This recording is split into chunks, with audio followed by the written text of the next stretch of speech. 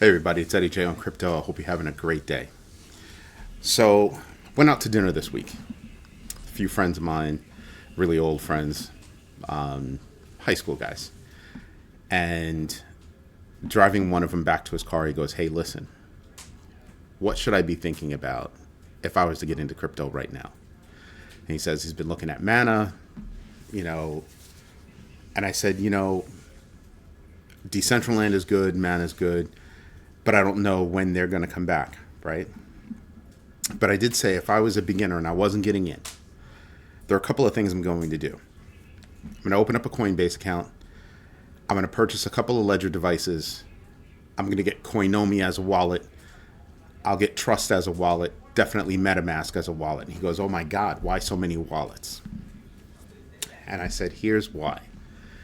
Ledger makes it so that your true savings is held, in a cold storage device. The other wallets enable you to on-ramp money and do things like that. Oh, the other thing that I would do is I would get a Cash App account. Sounds crazy, but sometimes Cash App is easier to buy Bitcoin than Coinbase, and sometimes cheaper. A lot of times cheaper. So you go through and you get those things. Coinomi is a wallet I really, really like because it's not associated with anybody. Trust is owned by Binance, right? MetaMask, although you control your keys, has a centralized location and can still turn things off, turn things on. So that's not fully, to me, it's not a fully, non-custodial wallet. Then he said, when it came to the coins, I said, listen, the coins that you're going to want to get into, Mana is a good choice. I think they're going to pick up. It's at a serious discount. I said, not for nothing, but if I looked across the landscape, most of the coins out there are going to be at a serious discount. Chainalysis, just a lot of coins, and I'm looking for. Chainalysis isn't a coin; it's a business, but I like Chainalysis, so I would want to look into that. But I'm looking at coins that are a part of the connective tissue, right? Like Chainlink is a part of the connective tissue. Two different companies, sorry. So Chainlink is part of that connective tissue because it's the world's largest oracle. It enables you to take offline, online data and access that data and you'll be able to turn it into knowledge. So that's a huge, big deal. Of course, you would invest in Bitcoin and Ethereum. So if I looked at everything, I would take Bitcoin, Ethereum, and Polygon, put them off to the side and say, you're always going to invest there. Then there are the rest of the coins. And I said, do your own research on these coins. He goes, yeah, but I haven't done a ton of research, and I'm looking for the top, let's say, 10 coins. And I said, good for you. Go to my YouTube channel. I've done, a video on my top 11 picks. I think it actually winds up being 13. It's supposed to be 10, then I flipped it to 11 and 13. Those are my top picks. Solana, I believe, was one of them. I don't recommend Solana right now. None of my kids own Solana. I don't own Solana. It's a fairly simple reason why. Forget about the FTX fiasco. I stopped believing in Solana because they always had network outages. As a businessman, I can't deal with that. I need something that's going to be dependable, all that good stuff. Solana fell out of favor with me. Then there's Ripple. Love Ripple, and the reason why is because I love XRP. XRP and Ripple are now separated. So when I look at XRP, I'm like, wow, that's fast, it's efficient, it's safe, ISO 222 compliant. I believe so is Algorand. Cardano is eco-friendly. So is VeChain. So there are a few projects that I really, really like. Polygon is common sense. Everybody's on Polygon.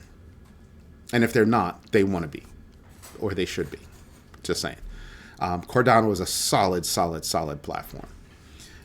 But again, I tell people there are a few things. I could tell you about coins, but I'd rather tell you about what I look at when I get into it. I look at the coin itself, the speed, its reach, the number of coin, who's involved with it, the history of those people that are involved with it, the size of community, what are they doing with the technology, all those different things.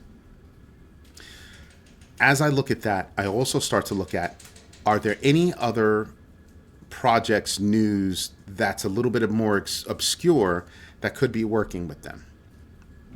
So Polygon landed, like I said, with Project Guardian. Ripple used to be with a lot of banks, or XRP used to be with a lot of banks. XLM was a lot of cross-border, dirt cheap. I'm looking at cost. I'm looking at speed. I'm looking at reach. All those different things go into me and my kids, dossier on each one of the coins, and it tells us whether or not we want to deal with it or not. We also then, after we get some kind of good feeling about community and reach, that's when we start getting into the numbers, right? What do the numbers tell us about this coin? What's the probability and all that good stuff? This coin could go up, go down, based on numbers and metrics, that kind of thing. Community, metrics, put all that together. Now you're creating more of a robust picture of that coin. Now that you have a robust picture of that coin, what should you do? Well, that's up to you. You can invest or not invest. And it's what your research, your parameters, your risk tolerance tells you. Okay? That's pretty much how I get into it. And then I start putting them on, how you have, dollar cost averaging, you're buying in on a regular basis with a certain amount of money. I put them on my news cycle, on my research cycle. Am I picking up anything in the news about any one of these projects? Here's something that most people don't pay attention to. A lot of projects have investors. Direct, indirect. Investors are buying coins or maybe even bought into the development side of the house.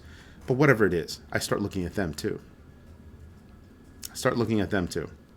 So you have Digital Currency Group. They own CoinDesk, Genesis, and Grayscale. Both Grayscale and Genesis are in trouble, or at least Genesis, we know, is in big, big, big trouble. Grayscale could be in trouble. But they do all kinds of financing things and all that good stuff. Straight investment doesn't have a problem. It's when you start looking at all of these different, investment vehicles that you start having issues, or you can start having issues. And right now, they're coming to roost. That's what we look at. But if you look at Digital Currency Group, they've got a ton of holdings. DCG.co/portfolio, and you can see where all their fingers are. They manage $50 billion, under management, assets under management, or AUM. These are big deals, and it's a good thing. They just happen to have two companies that aren't doing too well. Maybe those companies come out of it. Maybe those companies can't. We'll see. But they're both kind of feeling the pain right now. We're going to see more pain come out of FTX. Now, mind you, I want you to pay attention to this. FTX wasn't a huge hit on people. It was a big enough hit to take a few people out. Terra Luna, that was a huge hit. Brought everybody down. Genesis took a major hit off of that. And then FTX was the feather. That's why they ran into trouble. Good company, good leadership. Sometimes you take it on the chin. This time they're taking it on the chin. We'll see if they come out of it. But nothing shady going on. Clearly that means that you have bad actors in the industry that really are good at hiding things, maneuvering things. Still, I say, any company that I'm going to invest any significant amount of money in that doesn't have a CFO, documented policies, procedures, risk management, those are things that I'm going to be looking at. I don't care how good it is. I will make my decision, but I'm still looking for those things. Maybe they're seriously young and they'll get those things, but that's what I'm looking for. So I'm expecting over the next week, because this is the Sunday rundown, I am looking for more fallout from FTX and who it touches. Genesis didn't have a huge exposure to FTX. I think it was like 175 mil, but it was enough. It was the feather. It was the feather. But again, the question for Genesis is the sum of the parts is one number, but break out each part. Do those numbers add up to be more than the sum of its parts? That would make them a target. And that would be interesting. Already you have Ripple looking to purchase some of FTX's assets. That would be interesting. Remember, Ripple is separate from XRP now. So there are things that are going on that I'm really trying to pay attention to, that I really want to look and see. So I'm expecting more fallout. I'm expecting to see what Ripple hits what Ripple hits what Ripple hits what Ripple, what companies kind of domino out, how big they are, how small they are, what kind of reach they have, or anything else. I'm hoping Genesis can come out of this in a positive fashion. I'm hoping Grayscale, after having just received some money from ARK Invest and Cathie Wood and others, that they come out of it ahead. If not, Digital Currency Group is going to have to rethink or rejig some money and figure something out. But take a look at them. They have big reach. Now again, they only have $50 million under assets under management. I always say that wrong. I don't know why. But that's not the biggest company out there that's got exposure. Other companies had exposure, wrote it the hell off. Galaxy Digital, who else is it? MicroStrategy. A few companies, and I did it on a video earlier, a few of those companies just wrote it off. They just wrote it off. They had enough room, they were able to write it off. But I'm expecting more fallout. And I'm expecting that fallout to also dissipate, to decrease, right? And then that kind of gives us a more robust view of the true reach of the failure of FTX and the failure of risk management, overlooking FTX, all that good stuff. Then you'll start to see who's strong, because whoever's strong is going to start going after those things. And then go look at those investments. See what I mean? Also, do not pay attention to people that are constantly telling you, oh, this is good, that's good, this is good, and this is why, and these are numbers, and pause, chill, relax. I don't listen to anybody that's got headlines that's always nothing but clickbait, and then when you click into it and start reading it, it's nothing. Remove those off of your research sites. I've done a lot of that. I'm honed into certain spaces where I trust some of the news that comes out, gives me good ideas on what I should be researching further and really digging in. That's how I perform my research. And not just those newspapers, magazines, but the writers themselves. How consistent are they? How soon are they getting information? Because sometimes these writers release things on their own or release things through other outlets, and you realize, wow, that right there hasn't even hit the big news cycle yet. This could be an opportunity for me.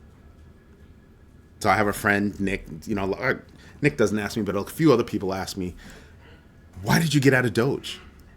My brother asked me, why'd you get out of Doge? And I was like, I got out of Doge because Doge's claim to fame is Elon, and Elon's an idiot. Yeah, richest man in the world. I don't care. Idiot. The taking out, the systematic taking out of Twitter proves it. And if Doge relies on Twitter or the hopes of Twitter, well, you can see where that's going, right? That's what happens. Sorry, that's my puppy going nuts. So that's what I'm paying attention to. And that's what I expect to see over the coming week. We're going to go sideways for a while. Get a little bit more bad news. It'll go down a little bit, but it'll come back to where it is now. What I'm looking for are more catalysts that can make things go up. FIFA could possibly make Chili's, Flow, Algorand, Crypto.com go up. Possibly.